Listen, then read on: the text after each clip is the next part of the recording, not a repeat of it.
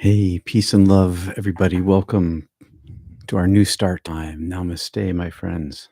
Thanks for being here and joining me this morning. I'm Peter Panagore, MDiv, a near death experiencer, and welcome to Not Church Mysticism.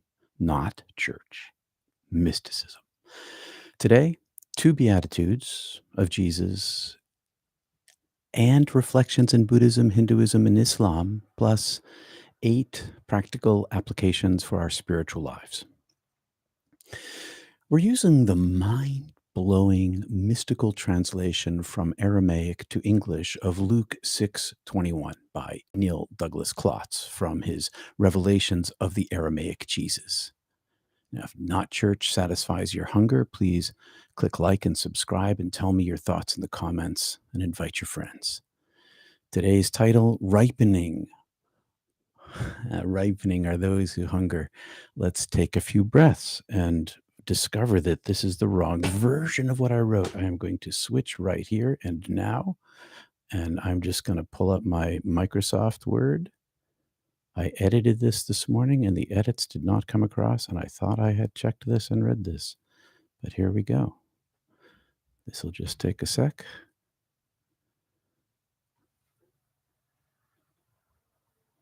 And there we are. All right. So I'm glad you're here this morning, my friends. Get this big so I can see it. And jeepers creepers, one of those days. Right when I thought I had it all set up. Move this over.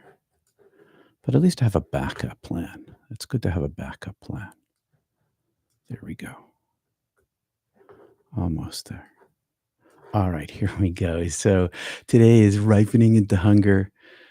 Ripening are those who hunger. So let's take a few breaths because now I need it. Let's get this out of the way. Let's take a few breaths because now I need it. And vibrate with, today I thought we'd try Amin instead of Om. Amin. Same kind of idea. Amin. Right up into your sinus cavity and feel that vibrate. We're going to take a few breaths, do a little chant, and then we're going to get into the more familiar Luke version of what you grew up with, and then we're going to touch into the Aramaic. Okay, so I'm going to stand like I want to stand. Amin.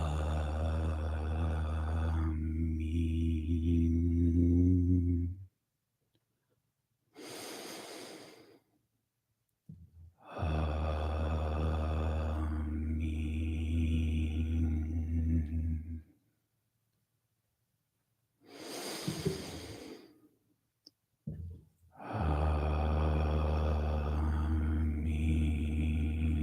Amin. A few breaths. Centering in.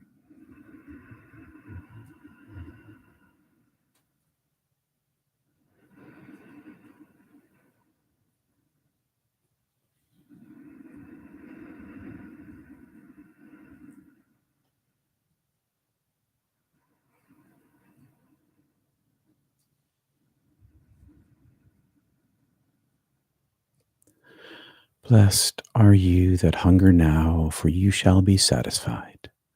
Blessed are you that weep, for you will laugh. That's the more familiar that we know. But I got to ask, does your hunger, your hungering feel blessed? Does your weeping feel blessed?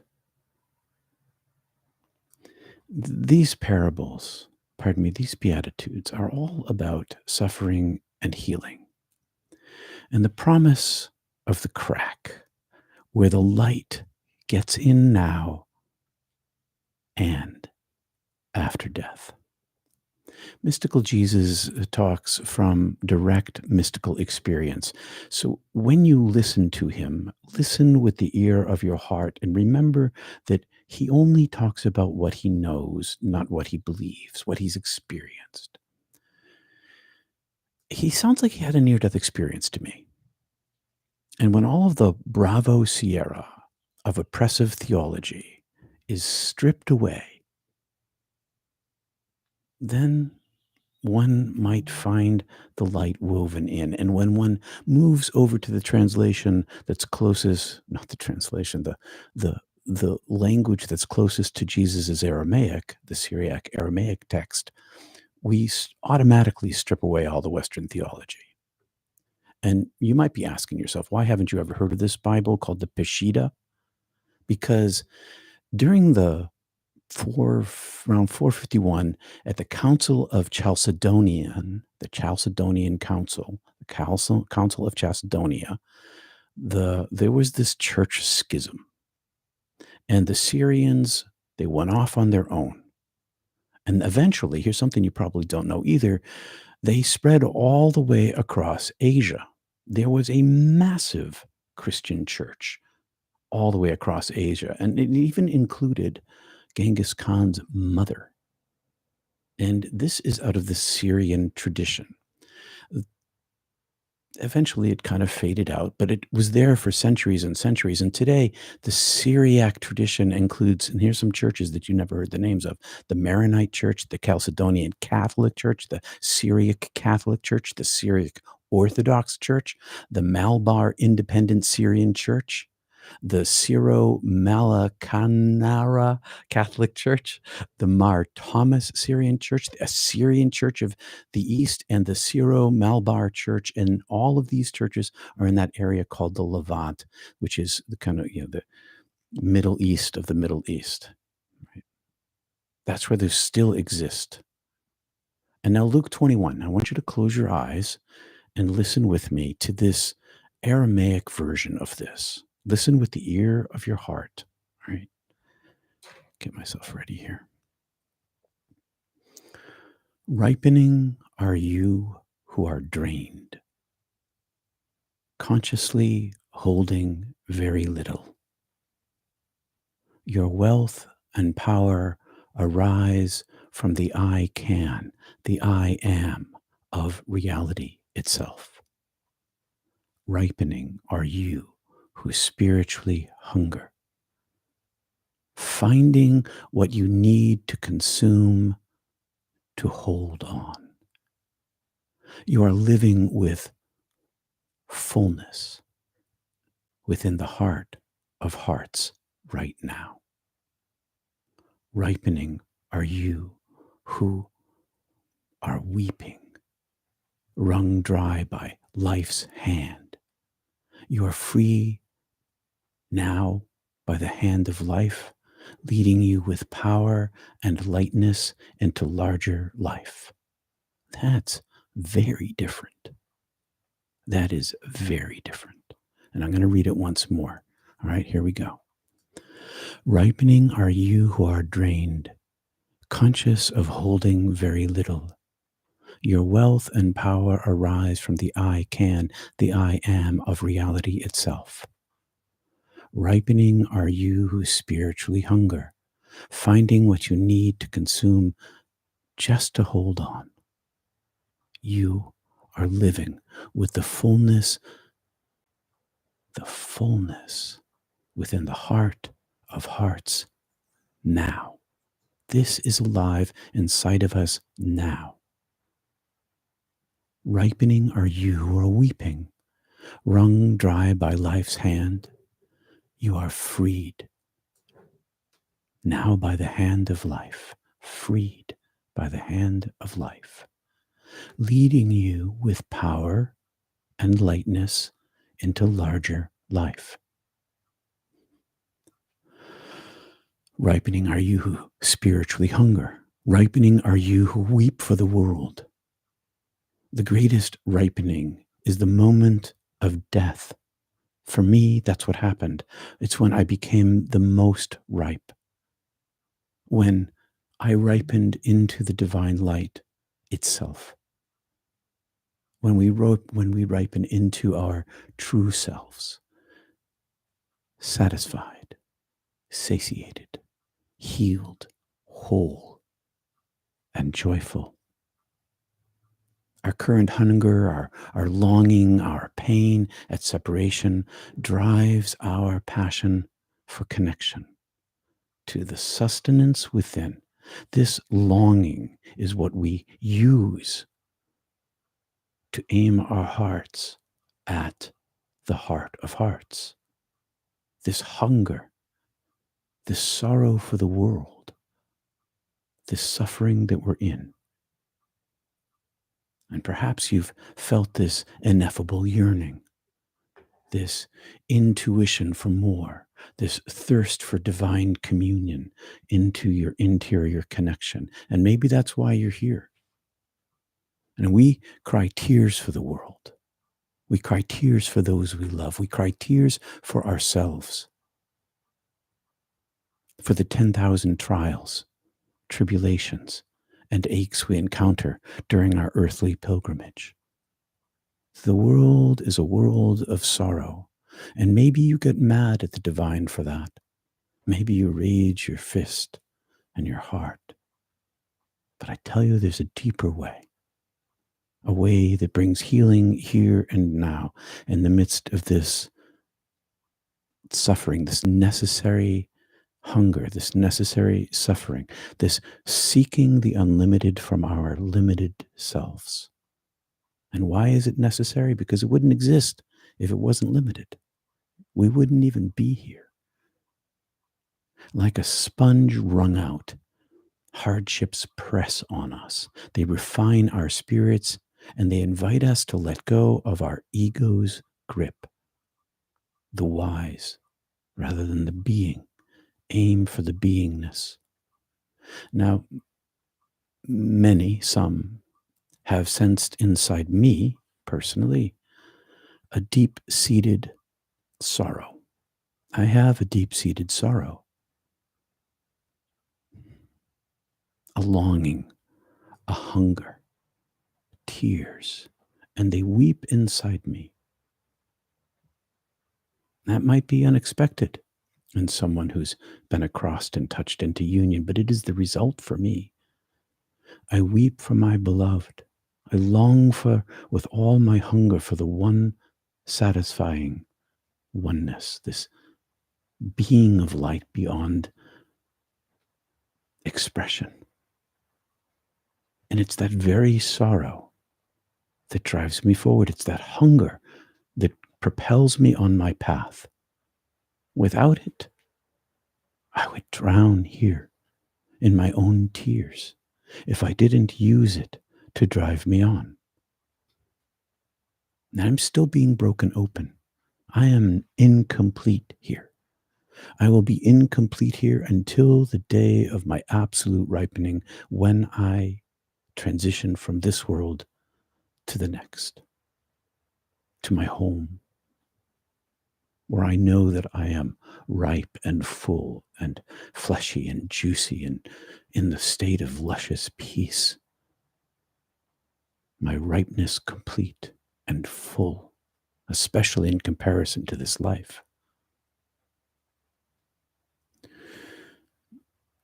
You know, if this is Jesus' experience, if he's always talking through his experience, the Beatitudes are part of his experience, then why should we be any different than him?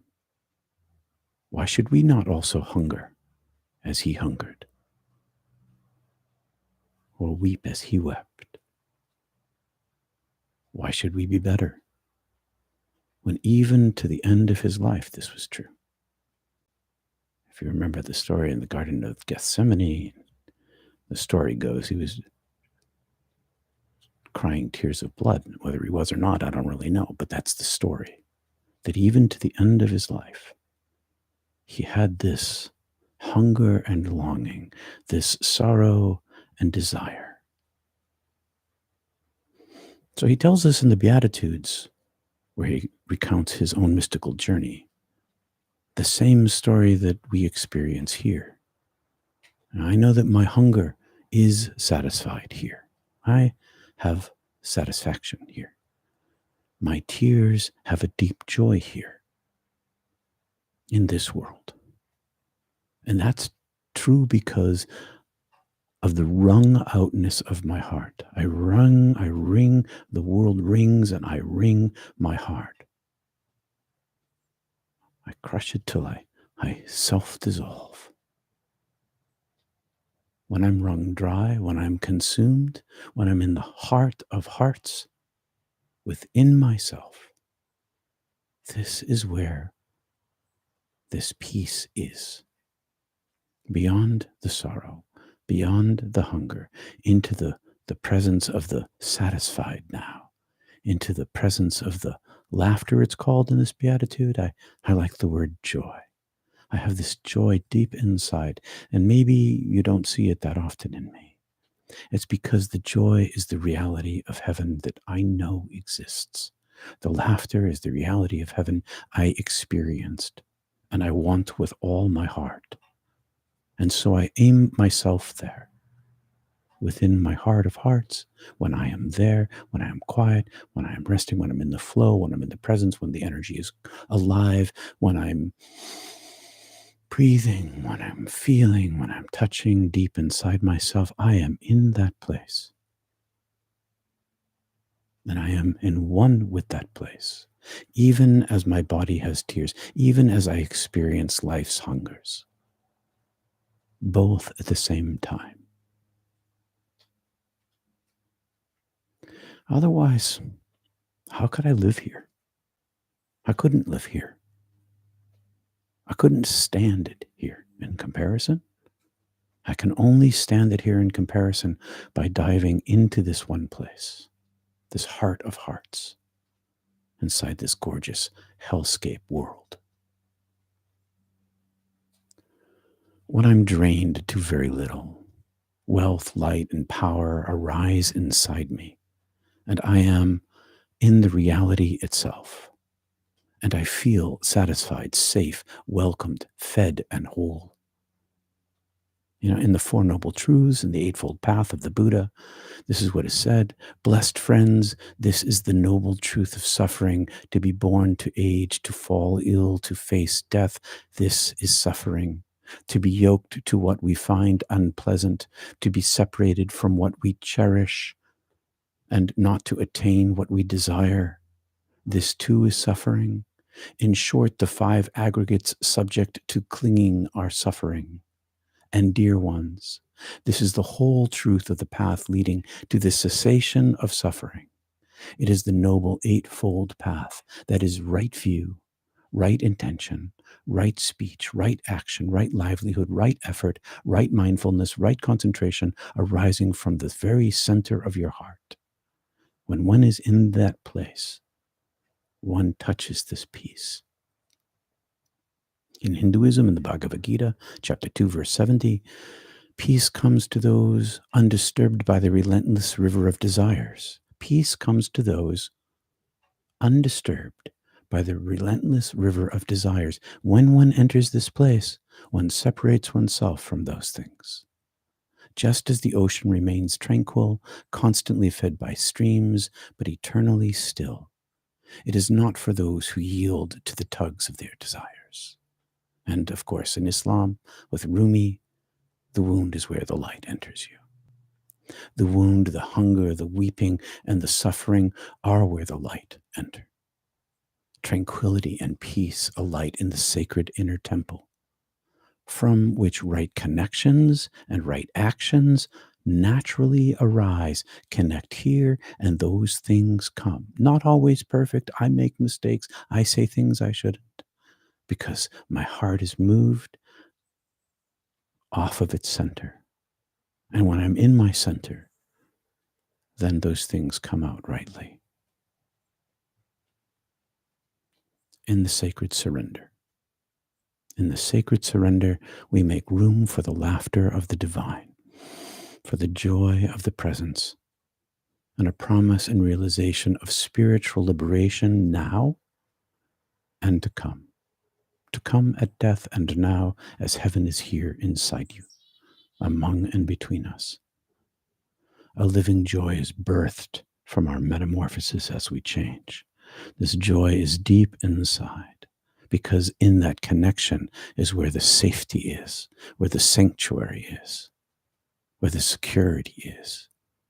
And this divine image I saw inside of everyone when I was dead, and I see it now, even in my own sorrow inside myself. I see my own light, not separate, but one. And here are 8 things that might help us on our journey. For spiritual growth, these sayings, they invite us into introspection and provide a roadmap to navigate our life's challenges. How do we do this? We hunger and we find satisfaction. How do we do this? We let the light where the crack is come into us and guide us. It gives us this emotional resilience because it helps us understand the suffering and hardships, that they're catalysts for spiritual growth. And they offer comfort to us in our difficult times, knowing this. Interpersonal relationships. When we surrender to this higher self, we find empathy and tolerance and understanding. And we recognize this not only for ourselves, but in all human beings, even the ones we struggle with, because they're on a similar spiritual journey, whether they know it or not. And this empathy, it bridges divides.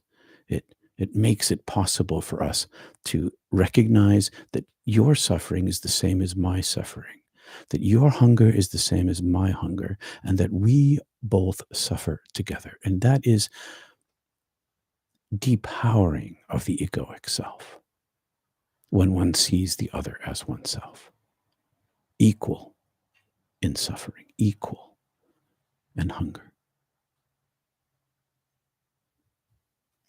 Mindfulness and conscious living, these lessons, they underscore our aim of our heart. This coping mechanisms, it gives us this coping mechanism of resting inside the peace inside ourselves. It gives us compassion and service because it stimulates compassion for those who suffer, like us. Compassion for ourselves, compassion for the other. And it helps us develop personally, because when we embrace the divine image, we can foster our own development and then change the world as we work from the inside out. And it comes from this wringing of ourselves, this squishing out all the water. And we get this cultural understanding that there are similarities between Islam, Buddhism, Christianity, and Hinduism. Because in the center of the self, there is no difference. There is only the heart of hearts. There is only the light within. And those things are just cultural expressions. And so then it makes the world a smaller place. One humanity, one planet, one people, one light inside of all of us, expressed in all these different ways. But all of us have this, well, not everybody has spiritual hunger, but all of us weep. Most people have some longing inside themselves that they don't know what the source is. Maybe that's their spiritual hunger and they don't know it. These teachings of these ancient writers, of Jesus and the Beatitudes, of the Aramaic texts, to help us understand our always ongoing ripening. Help us understand our journey is not complete, no matter where we are in life, and that we can always move forward and become more and more ripe, even in our sorrow, even in our hunger, because of our sorrow, because of our hunger.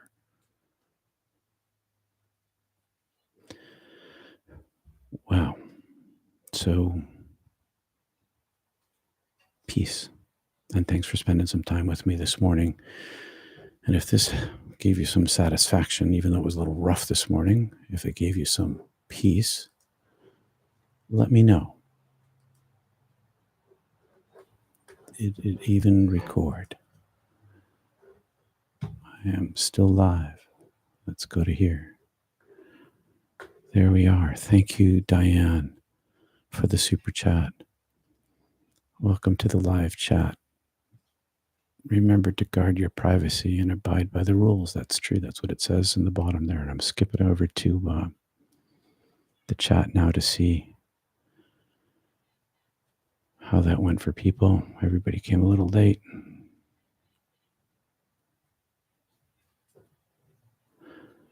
I hope that was helpful. That was a little rough this morning, but hopefully that was good for you guys. Thanks for watching. I'll see you at the top of the hour at Mystic Tea Salon. Thanks for Diane for the super chat. That's super helpful. It wasn't rough. It was human. Thanks. It felt kind of rough, but thank you. It was manna for the hungry. Thank you, Kristen. Gave me deep comfort in knowing I am not alone in my longing for home. Yeah, you and me both, sister. Listening to Peter this morning, I want to jump up and shout hallelujah, but I haven't been raised in that tradition, so I'll just say thank you, Peter. Thank you, Lynn. Peace be with you all. Thanks, Peter. The Beatitudes is my favorite part. Thank you, everybody. That was a little rough.